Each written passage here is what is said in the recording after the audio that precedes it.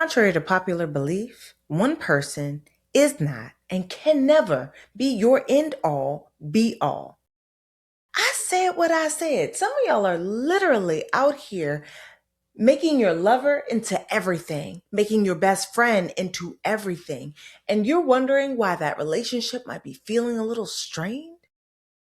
We're going to talk more about it, but first, the intro.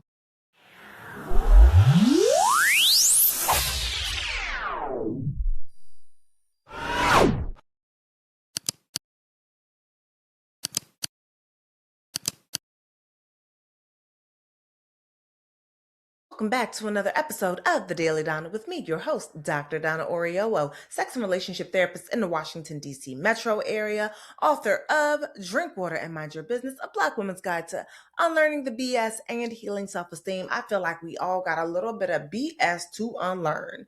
And one of the pieces of BS that we need to unlearn is this idea of like the sort of fairy tale trope that got expanded beyond the romantic relationship. But it's this idea that one person will be able to do all the things, right? Like your best friend behaves as your therapist, as your sometimes your hairdresser. They are your advice giver, your soothsayer, they're your everything. You go to them with everything. You do everything with them. You do everything for them. And then when you get your person, your romantic other, your woman, your man, your androgynous person, whatever it is that you get, right? Then it becomes, all right, bet. Now they get to do it. Now they replace the best friend as being my everything. And it's almost like your best friend was almost a placeholder in your life until you got your romantic other. And then they become your everything. They become your therapist. They become your best friend. They become your this, your that, your everything. Part of the reason this conversation is coming up because I have been rewatching Blackish. And there is the best friend episode, which I'm just like, Gigi and Dre. Gigi played by Tyra Banks. And if you want to know my thoughts on the ANTM scandal, then you can click here so that you can go ahead and find it. But the whole point here is that a lot of us think that our significant others or our best friend should be, in many ways, our everything. And we have to stop and consider why we believe this to be true. I think some of it comes from like the fairy tale trope, right? It's usually young maiden leaves horrible situation where there are multiple people who are complicit to said horrible thing, and then they find their salvation, their new life in this one person, this guy who has no personality, who we don't know anything about beyond his princelyhood usually, and the assumption that this prince is rich. And then we watch them sort of go off into the sunset and she lives happily ever after. That's the stories that they've been told, or rather as they've been rewritten, because in most of these stories, there's death and destruction. But whatever, we get the fairy tale trope. We get the Disneyfication of these stories that were meant to teach other lessons, like don't give up your voice for no dude. We get a completely different lesson that still allows it so that this one person becomes the end all be all.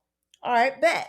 The thing is, the same sort of lesson is reinforced at work. I know. You're like, what? How is this reinforced at work? You ever got hired for a job? One job. You got hired to do one thing. And you do that thing so well that then they ask you to do another thing. It's not quite your job, but it's like job adjacent. And then you do that thing well. And then they fire this person or lay off this person. And then that job becomes your job. Or maybe they hired you from the jump to basically be the head of 5 different departments while you get one paltry paycheck. That's sort of also making somebody into an end all be all. Some of us don't work on a team because we are the team. We are the head of marketing. We are the head of therapy. We're doing all the works, right?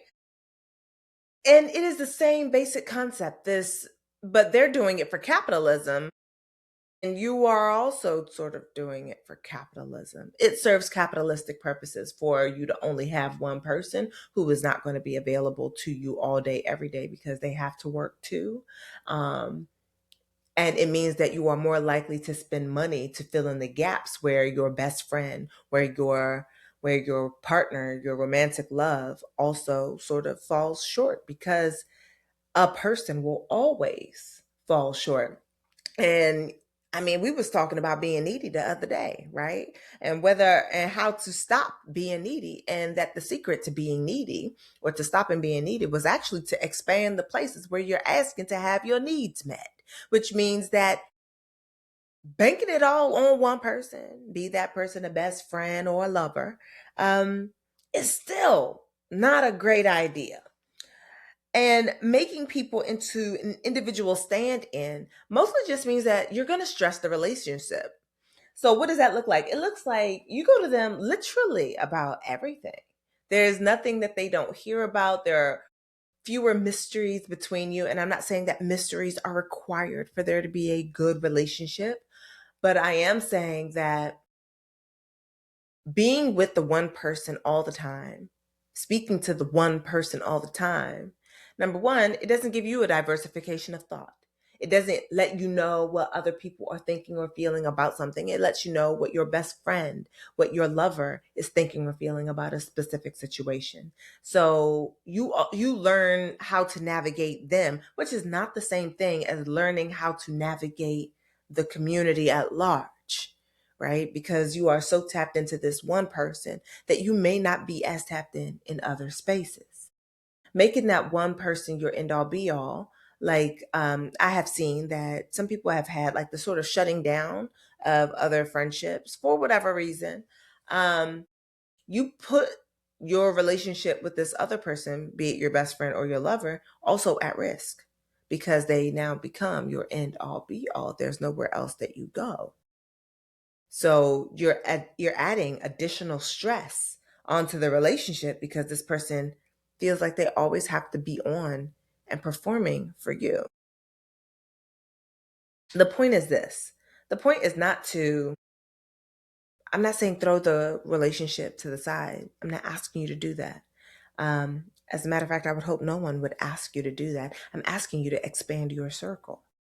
Expand your circle for your mental well being, but also for theirs. Make sure that they are not the only person that you ever talk to. Make sure that they are not the end all be all, because the other piece is this: if something happens to that end all be all, you have no community, no village, no group, no one else to turn to. And you can feel quite not just alone, because you would be, but also lonely. And this is not about like trying to guard against the future in that way, but it is to make sure that you're having a healthy relationship, which usually requires more than one person. Part of, I would say, the capitalist system and the idea of the nuclear family, part of what it gave us is, yeah, you can lean on your parents, your siblings, and all that other stuff, which is great in its in a sense, but it made us so nuclear that it destroyed the community, right? Like, we sort of only leaned on the nuclear family. Some of us are not as versed. I can speak for me. I'm not as versed in the ways and the worlds of being like with a grandma and grandpa, mostly because mine are not in the country. But like, what it means to be engaged with a neighbor, to be engaged beyond the nuclear family and see more than just the nuclear family as the giver of support, right? It really, in many ways, it's let governmental entities off the hook in having to provide social safety nets, because they've required you to really just go to your family alone.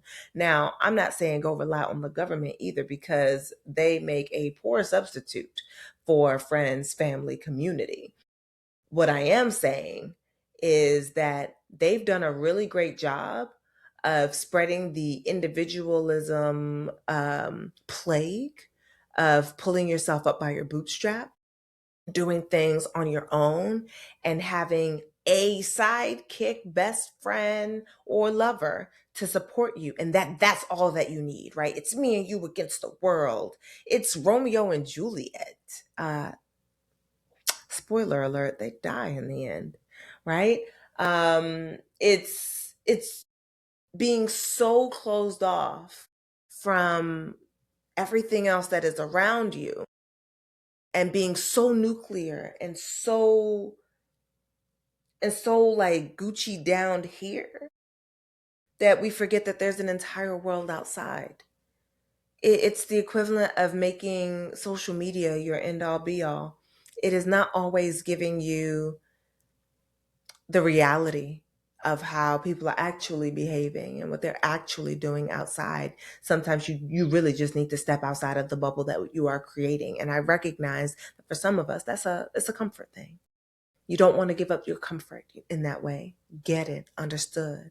And the growth comes in the discomfort. It's not going to stay in the comfort with you. So I would like to know, are you one of those folks who has the one person that is like they are the everything and everyone and everything else sort of just really just pales in comparison? Let me know in the comments below, and also let me know whether or not you are going to do something about that. Because I recognize that just because I said it don't mean you finna do nothing about it. I just wanted to be able to offer a different take. All right, that's all I have for you today. I am Dr. Donna. This is the Daily Donna, where we have our conversations with a therapeutic edge. Now, mind you, I know that I'm supposed to be doing a rest check, but I ain't got no rest check for you today. It's early, and the only thing I've done is sleep, baby. So I will see you tomorrow, because this is the Daily Donna. All right, bye.